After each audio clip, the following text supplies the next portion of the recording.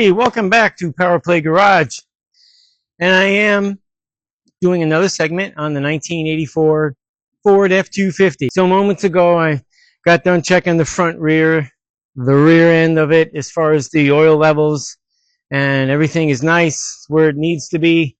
And I just got done adding the antifreeze in it.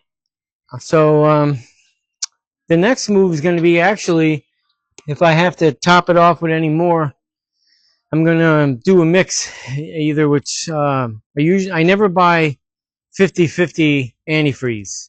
It's a kind of a waste of money, I think.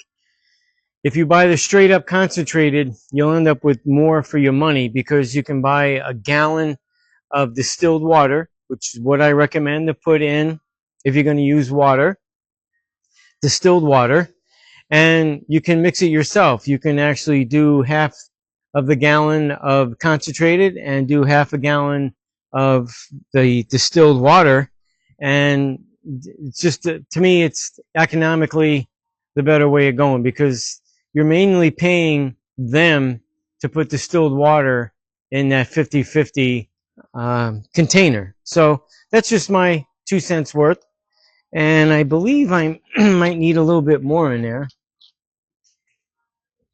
Yeah, a little bit more, and she'll be fine. So, let me get the funnel. And then once I'm done putting the antifreeze in there, I'm going to double check the oil. I know it's filled, but just a little, I should say, a little comfort zone, just to make sure that there's oil in it, and to verify. So what I'm going to do is I'm going to fill this up, make sure she's full, and once it's running, I'll tune back in, and you'll get to hear this baby run. So stand by. Well, as you can see, Prestone, concentrated, and distilled water. That's what I finished filling it up with to top it off. And most likely you can hear that it's running nice and smooth. Yep.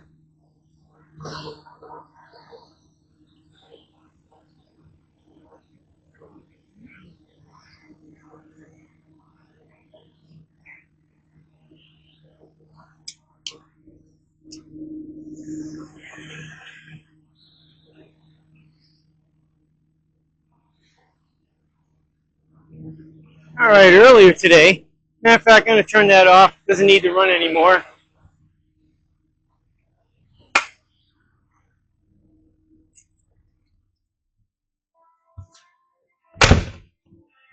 Whew.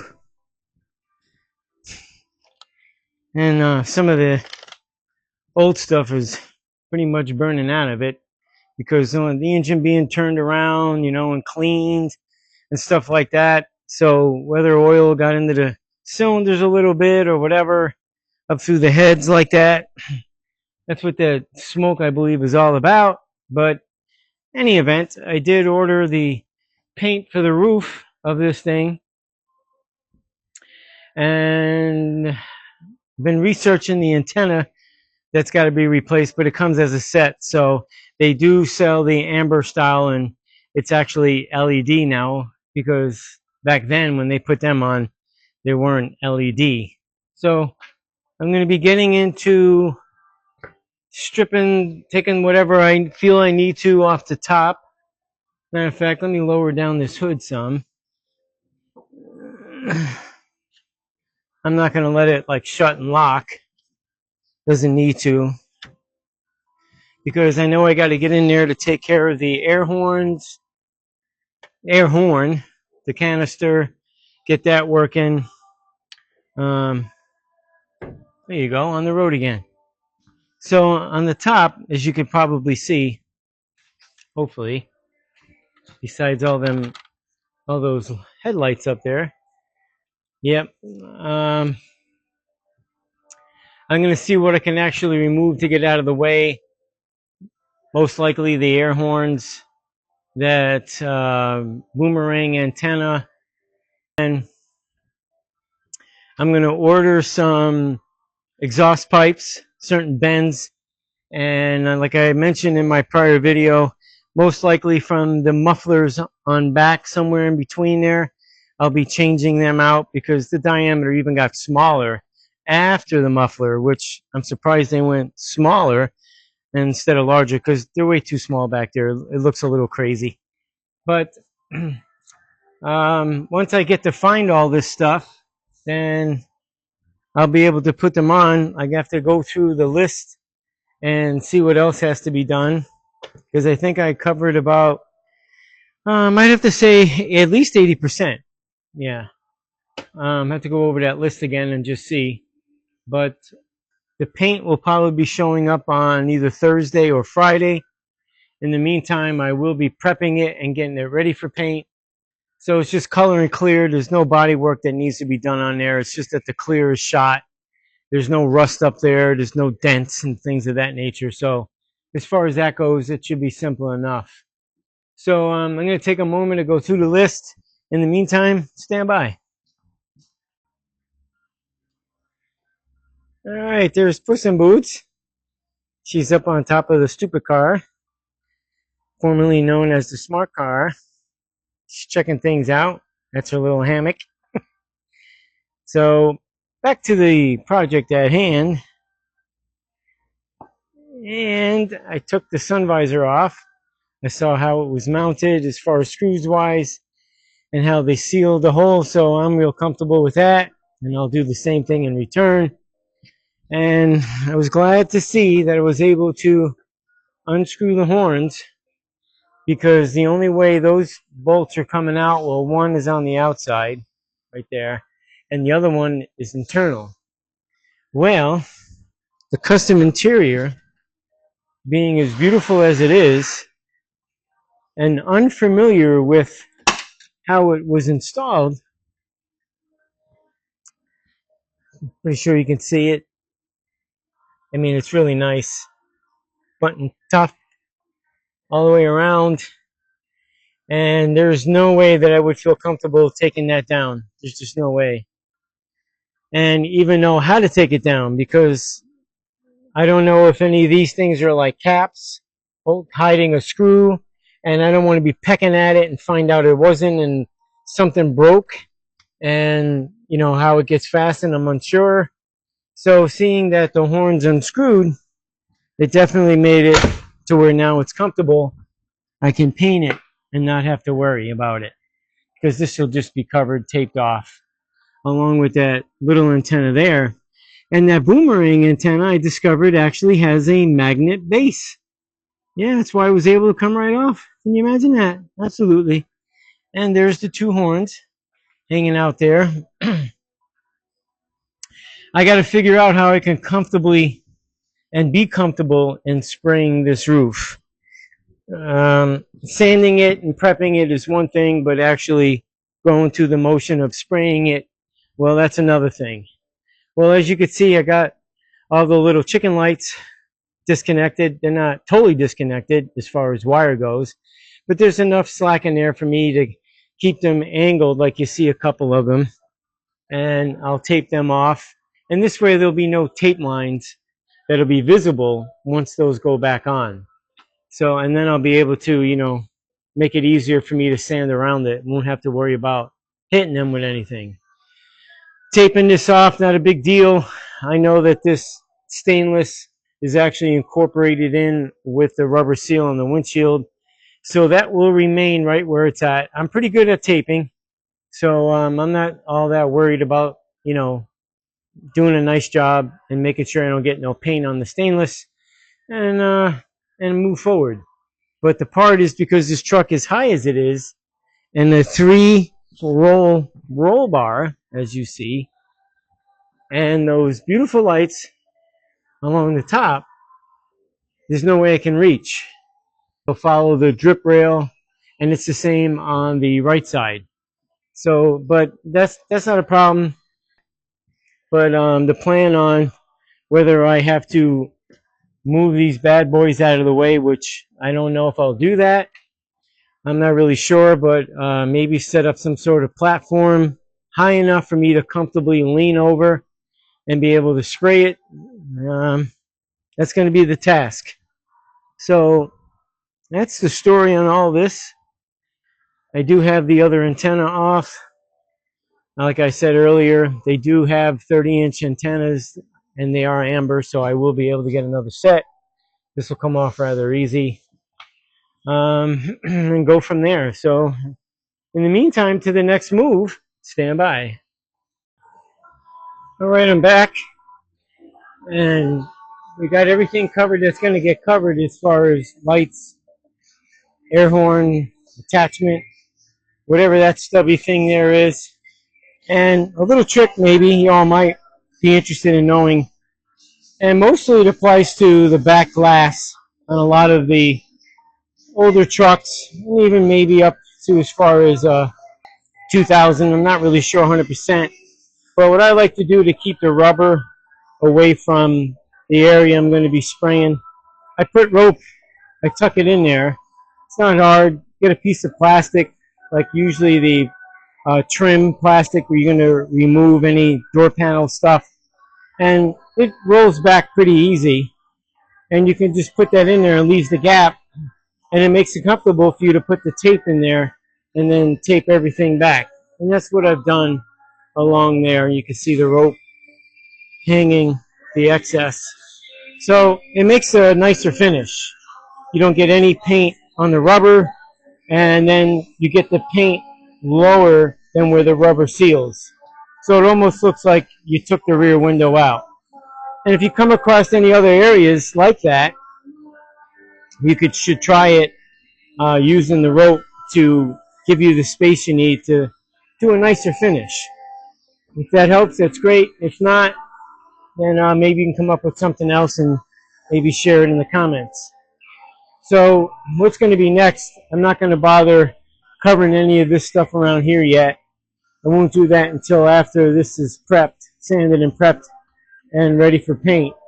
I will tape off the front stainless because as I'm sanding, I don't want to sand the stainless, obviously. So I'm going to do that next. I just thought I'd share that little tip with you on using the rope, on keeping some space between the rubber and the panel that you're painting. So until the next step, and what I'm going to show you, stand by. Well, I'm back again, like on the road again. I'm going to show you the step I'm taking to tape off the molding up in the front. But if anything, get to show what I'm doing. So I have what's like a fine line tape. It's made for striping, and if you're going to do two different colors, you don't want to mask a fresh line with masking tape. It wouldn't really turn out very clean. So the object is to use a fine line tape. This is almost a 1/2 inch thick. They sell 1/8 inch, 1/4 inch, various sizes for various applications. So as you can see, there's two different colors. I start off with the fine line, and I'm able to wrap it around the part that actually rolls around on the stainless trim. Makes it nice, and it's not, this fine line tape is not as thick as the masking tape. So less chance of actually interfering where the roll is on the body panel. And before I even put the tape down, I took some rubbing compound and by hand I cleaned the stainless because you could tell it's not very nice looking, and I didn't want to do it after I painted it and interfere with the clear. So I figured I'll do it now, and this way when I take the tape off, I don't have to deal with it, and it'll look pretty when it's all said and done. So I just figured I'd show you almost 1/2 inch wide, fine line, thin tape, where I start off first and roll it, and then I take I think this is 1 inch, yeah, 1 inch masking tape and follow around that. And then after that, when I'm ready to paint, the paper will go on top of that. So I'm going to do the other side now. I just thought I'd show you something like that. Maybe it'd be helpful, maybe not. Maybe y'all know. Most likely you might. So until the next move, stand by. All right, I'm back. And it's been a couple of weeks, maybe a little longer, since I was on this 1984 F250. Reason being is, well, holidays, because I think it's January 14th. So between the time of the holidays being with us and all that going on, ended up with the flu just soon after that, which then I was fortunate enough to get bronchitis along the way of having the flu. Now, here in Puss in Boots, she didn't get anything, which I'm glad. She stays healthy, but wasn't able to do anything on this bad boy right here. But nevertheless, I'm back, and other than a little bit of a cough and a distracted voice, I feel okay. So I'm going to attempt to do some easy stuff on this, like cover it, get it ready to prime the roof because it needs primer, and then go from there with prepping that, sanding it if I even spray it at all today. I don't know what I'm going to do about that part of it, but doing the tape and the paper and so forth and the plastic to cover the whole vehicle, that's not so bad. So I'm going to get started with doing that. And in the meantime, I don't know if I'm going to leave it in the building or bring it out there underneath the canopy so that when I go to do that little bit of prep work and so forth as far as painting goes, it doesn't have to be in the building and I can drop the tarps and protect it and do my thing. But I just thought I'd catch up to speed, and considering the fact that I have this beautiful sickness, with the flu and bronchitis, I wanted to keep everybody up to date because I haven't posted a video in a couple of weeks, which is fine. It's no big deal. It's not like I have over 1,000 subscribers, which I don't, but it would be nice if I got some more. And follow along, give me a thumbs up, make a comment, and move on from there. But in the meantime, stand by. All right, I'm back, and I got the roof prepped for some primer. And as you can now see, yeah, so all the bare areas or bare plus, that's the sealer that's on there. That's underneath the blue. But it's all ready to rock and roll. So the next thing I got to do is roll it out and then cover everything. And once everything is papered or covered, then I'll shoot it with some primer. And then roll it back in.